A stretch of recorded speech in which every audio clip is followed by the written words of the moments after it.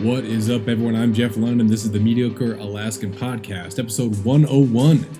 Makes me think of Room 101 from 1984. I teach that in science fiction lit, man, and every year it makes you want to wear a tinfoil hat sometimes when you start getting into these class discussions about Room 101 and government control and Big Brother and all that stuff. But anyway, what is not Room 101 is being on a Trout Fest, which I just finished up.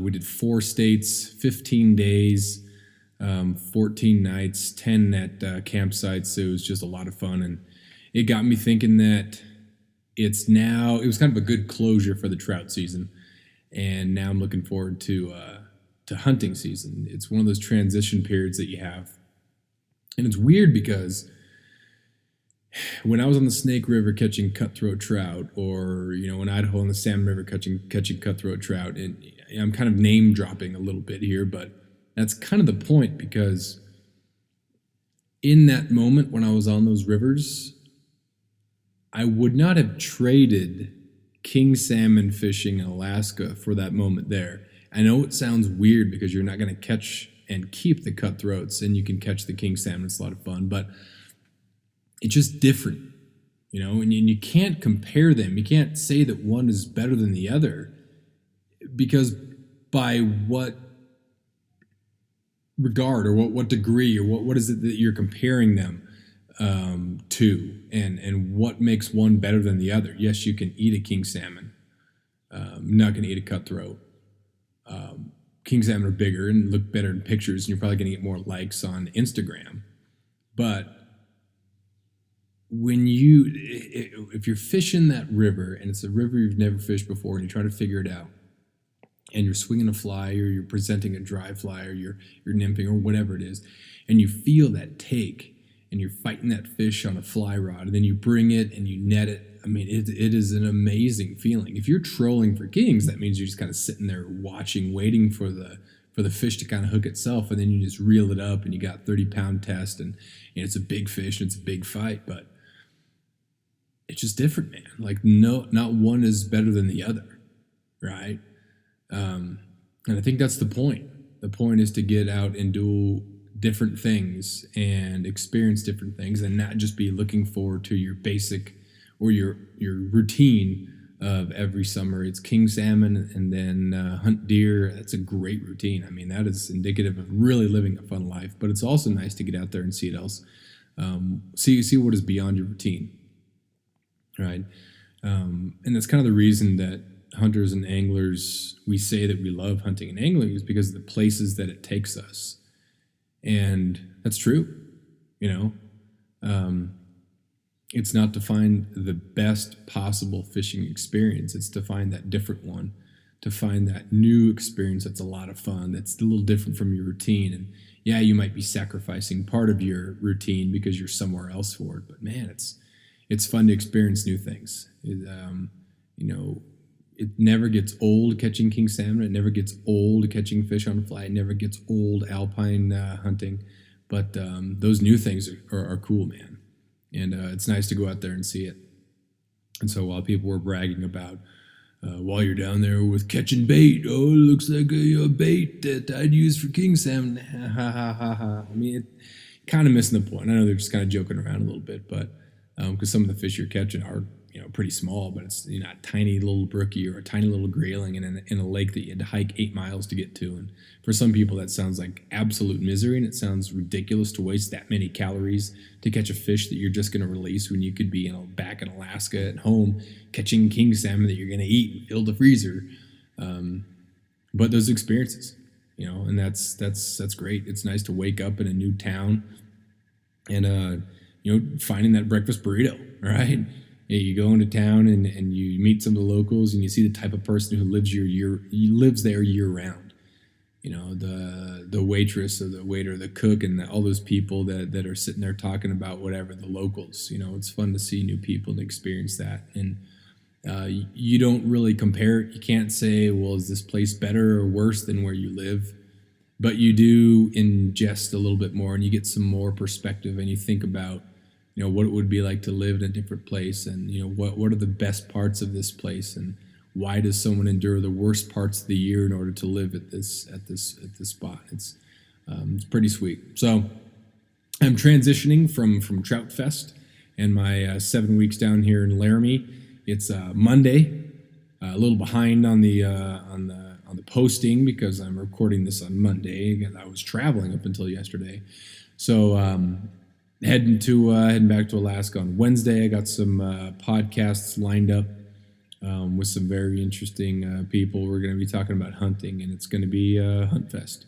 It's going to be great. Last year the weather was pretty hot, and so it was difficult getting up. You get up the Alpine. Your Alpine program is, wake up, roll out of the tent, and then you're in the Alpine. I like being up there in a kind of an inconspicuous spot out of the winds. That way you're there. You're not hiking through the brush in the morning. It's nice to wake up on the mountain, and then you glass and try to make something happen in the morning. Once the heat of the day starts to hit, they'll bed down and go into the timber, or head to the timber and then bed down, or be right on the edges there, so it can be tough to find them. But that does not mean that is it's impossible to shoot one during the middle of the day. I shot my only 4-point of my life. It was around noon, and it was a pretty hot day, and it was sunny, and happened to be bedded down. It was still in the Alpine, but just kind of on the edge of kind of the buckbrush timber, and it was in a little bit of a cut. A little drainage with some rock, and so because we were on top and we were looking down, we were able to belly crawl close enough, and I made the shot. So you can find them. You can still find them during. There's no one way to do it. There's not a one recipe. Some people are going to say the best thing to do is hunt the evenings. Some people are going to say in the mornings. Some people are going to say you're wasting your time during the day, and you might be, but you just never know what's going to happen. You never know when a deer is going to get up and move a little bit, or deer is going to move and for water. You just never know. And so that's what makes it fun, is that there is no exact routine or exact recipe to it. It's always going to be different. It's always going to change. And there's always going to be complications. I would say fondest, but the biggest memory from last year's Alpine season was I guess two.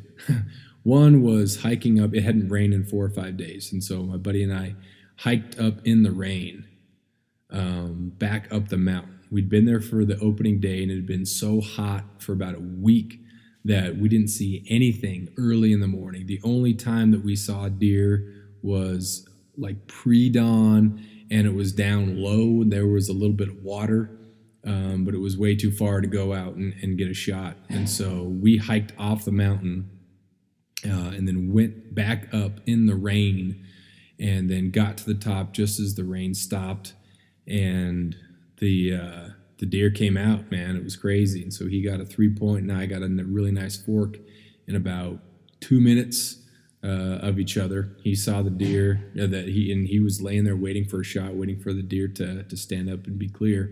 And I walked around because it looked like the fork was going to feed up and over. And we were cold, man, because we had hiked up in the rain, and after years of fine print contracts and getting ripped off by big wireless providers, if we've learned anything, it's that there's always a catch. So when I first heard that Mint Mobile offers premium wireless starting at just $15 a month, I thought, what's the catch? But after talking to them and using their service, it all made sense. There isn't one. Mint Mobile's secret sauce is that they're the first company to sell wireless service online only. They cut out the cost of retail stores and pass those sweet savings directly to you. For anyone who hates their phone bill, Mint Mobile offers premium wireless for just $15 a month. I was hesitant about having to get a new phone and a new phone number, but with Mint, you can use your own phone with any Mint Mobile plan and keep your same phone and your same phone number along with all of your existing contacts. Mint Mobile gives you the best rate whether you're buying for one or for a family, and at Mint, families start at 2 lines. All plans come with unlimited talk and text plus high-speed data delivered on the nation's largest 5G network. Switch to Mint Mobile and get premium wireless service starting at just $15 a month. To get your new wireless plan for just $15 a month and to get the plan shipped to your door for free, go to mintmobile.com/waypoint. That is mintmobile.com/waypoint. Cut your wireless bill to $15 a month at mintmobile.com/waypoint. you're wet and you're just waiting on the deer. You're just waiting on the deer. 2 days before it was blistering hot and you could not get any sort of relief. But now you're just cold. You feel like you're almost hypothermic. You're just waiting on this deer. And so I went around this bowl along the ridge hidden. And then I heard him shoot, and then sure enough, that fork kind of trotted up, and I had a shot at him. So that was a cool memory. But the other memory, the one was the original one I was going to tell you about, was when I saw 3 bucks about a week and a half later at the same kind of spot, and there was this really sharp cut, and I wasn't sure sharp cut in the mountain. I wasn't sure that I could get over to them. So I didn't want to shoot. It was about 230 yards, but I didn't want to shoot because I wasn't sure if I'd be able to retrieve the deer. If you kill a deer and then you can't get over to the other side to retrieve it, it's just not a situation to be in. So I decided that I would try to cross that first, and then if the deer was still there, to get a shot. So I managed to go down this really steep spot and then up the other spot. It was one of those areas where the trees grow out and then up because it's so steep, and so you're kind of stepping on the trunks of the brush and the little trees as you're going up. So got up over there. The wind was perfect, so it was making enough noise around, and there was a little bit of a rock bulge that was between me and where the deer were, that I was able to get over there.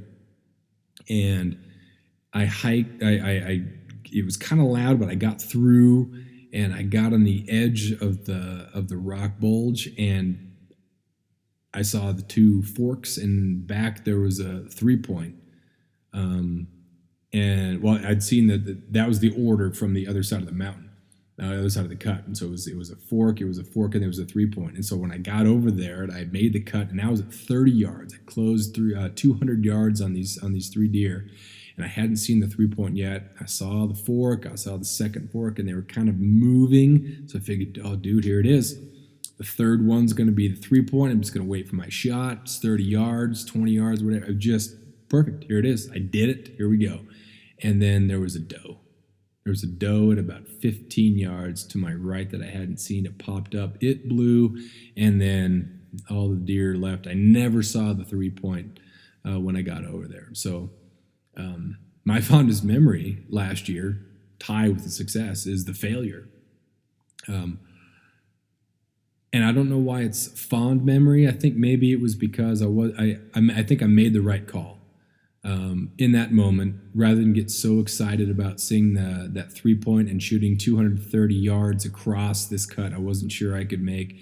I think I made the right decision to make sure I could get over there first, and so I ended up cutting all that space, got over there, and then I ended up getting that the whole program got blown by a doe, but that was cool.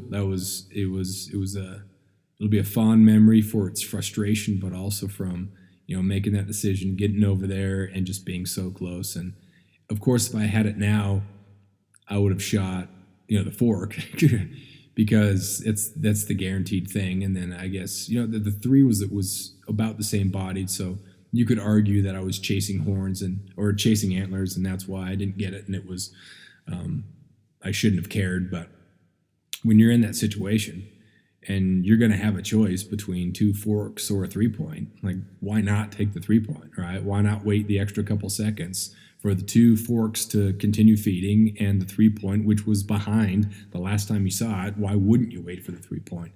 And I hadn't seen the doe, and I got busted by the doe, but it was a fun experience. It was great, and I think it was great because I had other opportunities after that. It wasn't like I only had a week and this was my 1 week and this is my one chance, and so I'm going home empty-handed. You have more chances to do that. And so that was a lot of fun, and I'm really excited for that. And when I look back on the summer, I'm going to look back and I'm going to remember, hopefully, a really good, successful hunt, which I'll be doing shortly.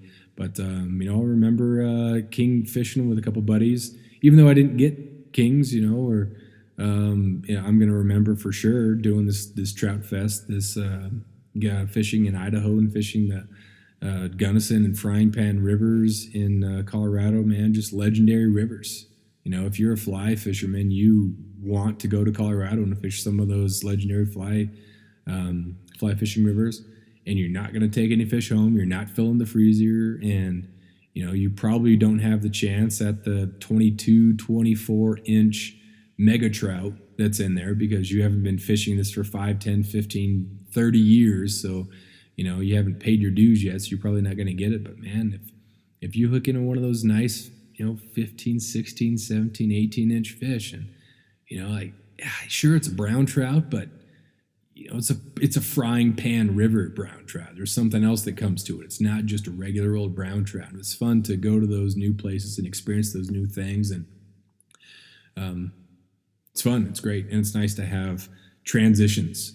You go from one thing to another. It's not done over. Trout season is over, and now I got to wait 9 more months until my life gets fun again. It's nice to have these great things to happen. If you have these outdoor hobbies, man, like it can never be a routine. You never get so good at it that you think, well, that's it. I've accomplished, or I've ascended to this level of supremeness that, it's great. I've won, You listen to guys like Tyler Friel on the Tundra Talk, and I mean the guy is just all about Dall sheep, and he will continue to get Dall sheep. Like he's never going to be satisfied with it because every experience is so different, and that's when people king salmon fish and people trout fish. Like it's having those habits. You can never peak when it comes to that because there's always the fish you haven't caught, and there's always something different about the experience. There's always a new place it's going to take you. My buddy Steve Shannon's going to come down from Fairbanks, and we're going to do a blacktail hunt. And he's been on some epic hunts, but he hasn't done Alpine deer in Southeast, and it's going to be awesome, man. For him to see a new program, for me to show him around, and I hope then to get up to Fairbanks and do a caribou or something like that. And it's having these things to do that just keep things fresh, and you go from one thing to another. And it's been an amazing last 2 weeks trout fishing, and the last 7 weeks down here in Wyoming fishing the best rivers in Wyoming has been awesome. I have 0 fish, 0 trout to show for it in the freezer, but man, it was a good time, and that is exactly the point. So excited for the next chapter of the year, which is probably the fastest time of the year. August, it just goes so fast. Alpine deer season, man, stoked for it. I got to get some fish in the freezer when I get back with salmon and some, hopefully a halibut or 2. So there you go. We'll call that episode 101. Make sure you check out the mediocrealaskan.com for other content. Check out the Juneau Empire on every other Thursday for my column in there. And of course, check out Caffeine and Kilos for stuff I'm writing there. And we will text you next time.